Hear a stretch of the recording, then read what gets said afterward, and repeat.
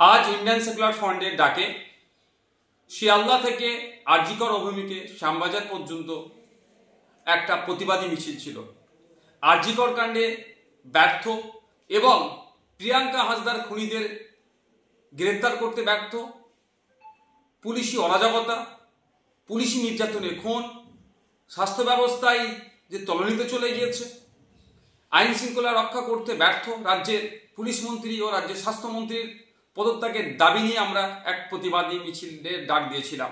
কিন্তু সকাল থেকে যেভাবে মুষলধারে কলকাতা শহর এবং শহরের আশপাশে বিভিন্ন জেলাতে বৃষ্টি হচ্ছে, ফলে যোগাযোগ ব্যবস্থা থেকে শুরু করে ট্রেনের যাতায়াতে তো সমস্যা হয়ে উঠছে, আমরা রাজ্য কমিটির পক্ষ থেকে আমরা বিবেচনা করলাম এই প্রাকৃতিক দুর্যোগের কারণে আমরা আমাদের এই আজকের শিয়ালদা থেকে আরজিকর অভিমুখে যে প্রতিবাদী মিছিলটা ছিল সেটাকে আমরা স্থগিত করলাম।